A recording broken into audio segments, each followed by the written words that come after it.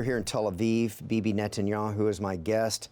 I say Bibi because I'm reading this new story, your novel, your autobiography is coming out. We're talking about it, we're unpacking it, and it's simply entitled My Story.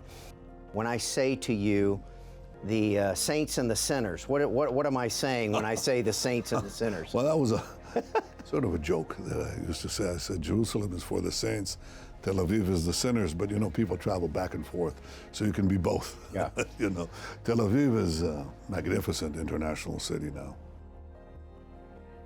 Jerusalem was the spiritual center of our people from the time of King David. That's 3,000 years ago.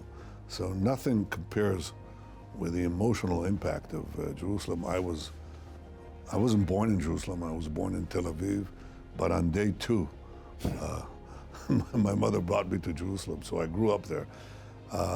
And I have a special affinity to all the things that Jerusalem represents when you look at it. You look at the Temple Mount, you look at the Western Wall, which was the rampart that Herod built to support the Jewish temple. It's so magnificent. It's just deeply moving. It gets you what I call the Rock of Ages. I'm not a historian, but I do know a little bit about the fact that you changed the economic policies. If we take 1948, move forward a couple of decades, would you agree with my statement that Israel was basically a socialist economy? Largely. Socialist, you know. Largely. It was a socialist, semi-socialist economy. And I thought that, you know, that it couldn't really survive if it maintained a socialist economic system. And there's a very simple reason for that. To survive here, you have to be strong. The strong survive. The weak don't, they perish. The strong are the ones that people make peace with. You don't make peace with the weak, you make peace with the strong. So if we wanted both to survive and thrive and make peace with our neighbors, we'd have to be strong, very strong.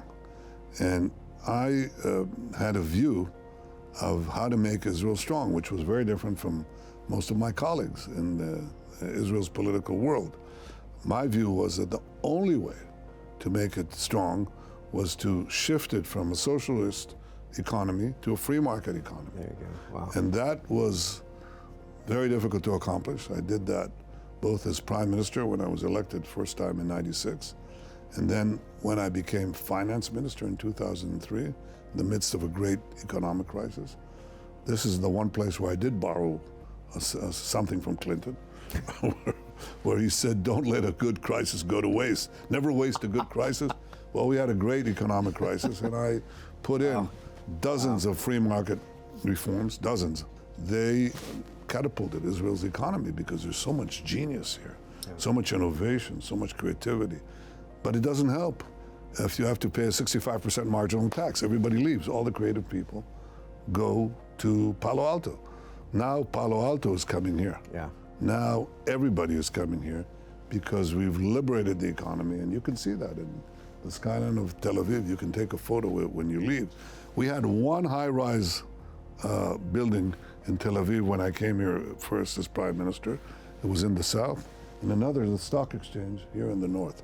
Now there's a forest of skyscrapers, and that reflects the rise of Israel's economy, whose GDP per capita, because of these free market reforms, exceeded Japan's, France, Britain, and a few months ago, Germany.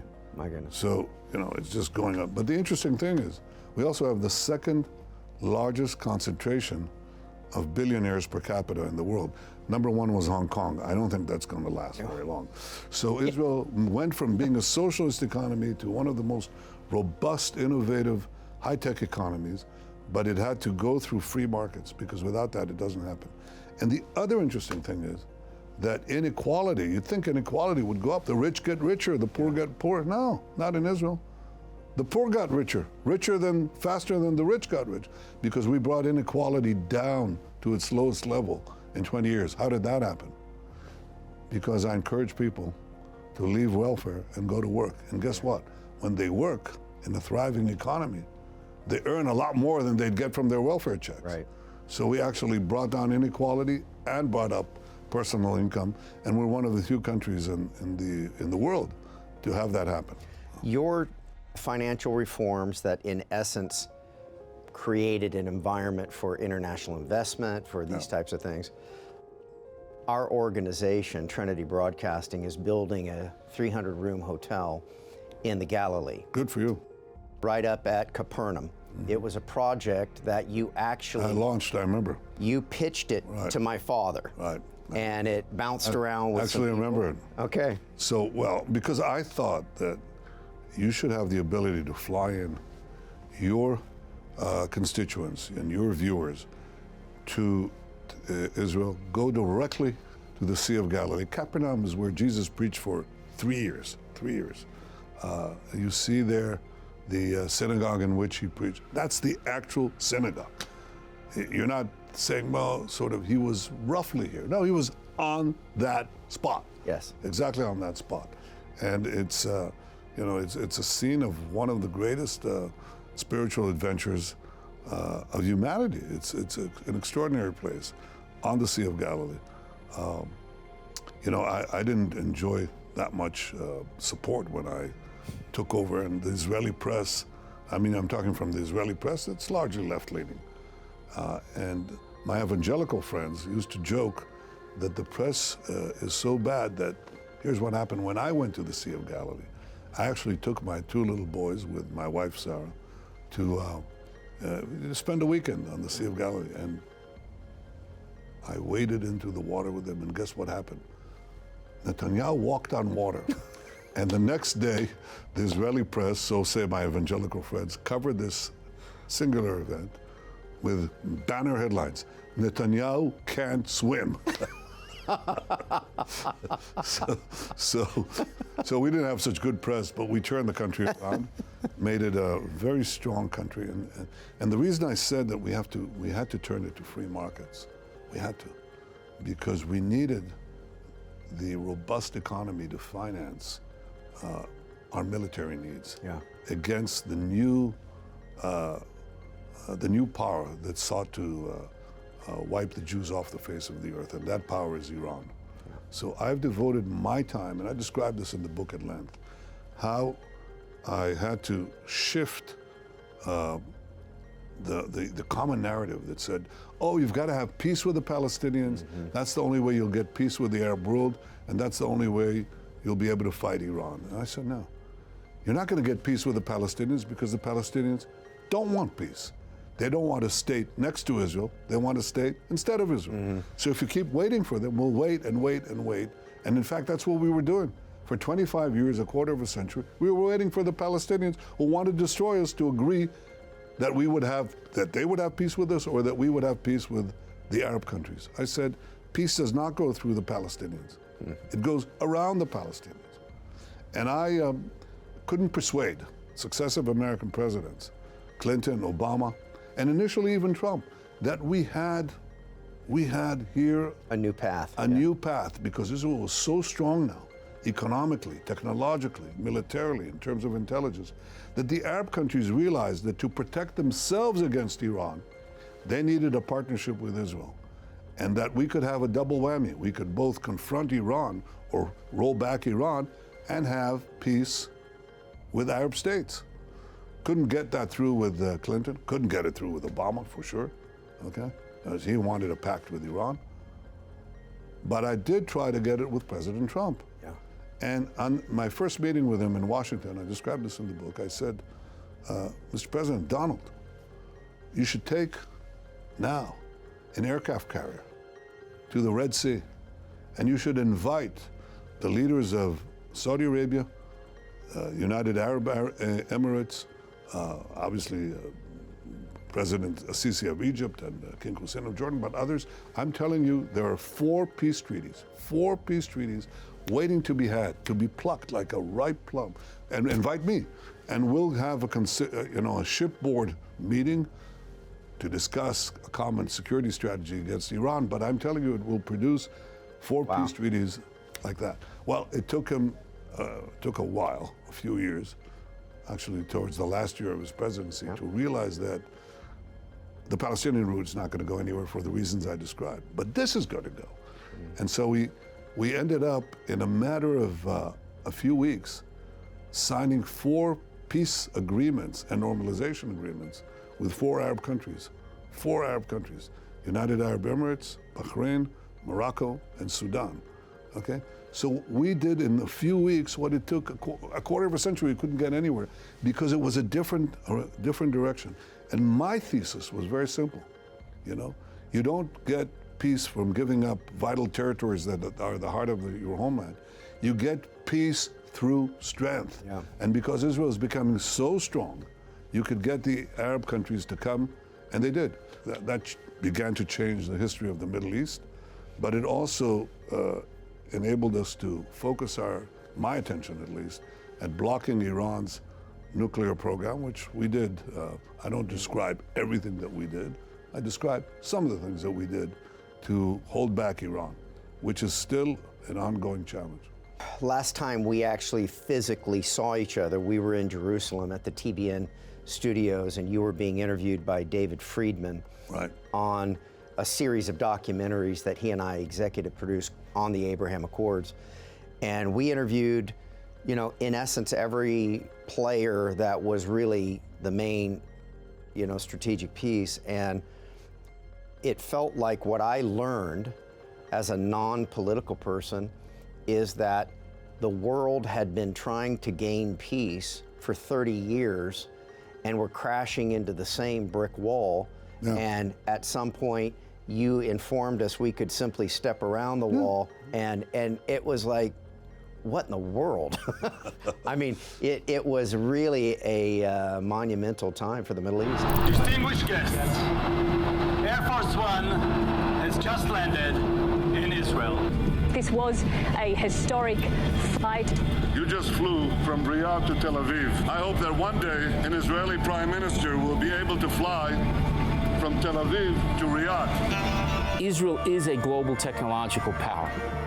It is the second great center of innovation after Silicon Valley. And if you think about the traditional Arab boycott of Israel, which has been going on for decades, it made as much sense as Oregon, Nevada, Utah, Wyoming, Arizona, New Mexico, and half of Southern California boycotting Silicon Valley.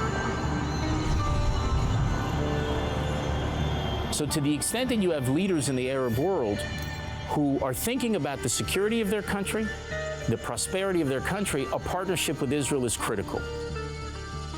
And for them to make a political move in order to surface a relationship that was beginning underneath the surface is very hard. And here's the role of the administration comes in and really makes a dramatic change. People were going down the rabbit hole of Palestinian narrative. And they bought, you know, the lie.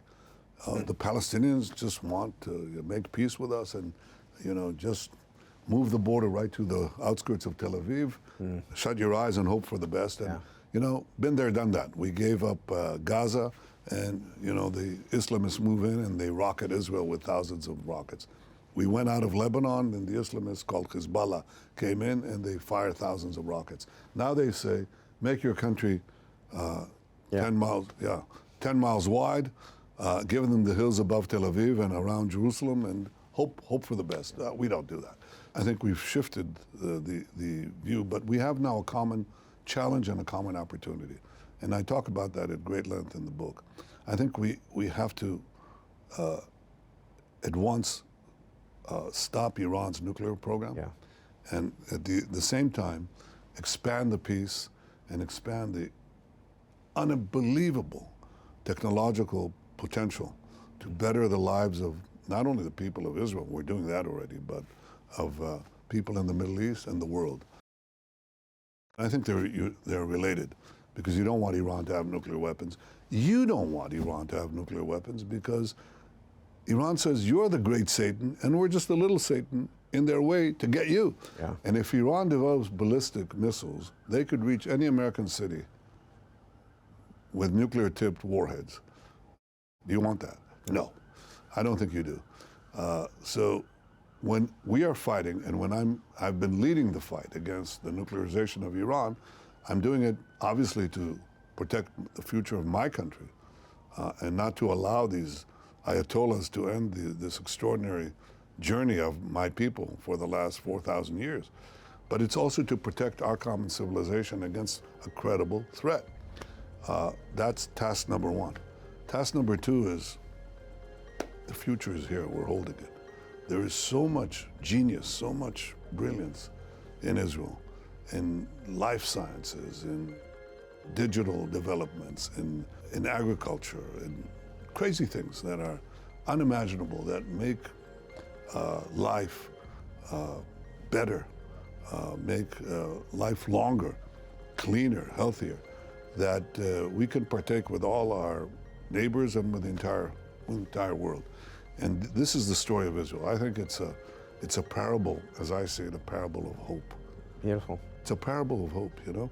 Because if the people, the Jewish people who were battered, massacred, exiled, decimated, can come back to life, ingather the exiles in our ancient homeland, reconstitute our capital, Jerusalem, that means that if we can overcome hopeless odds, this means that there is hope for everyone in the world.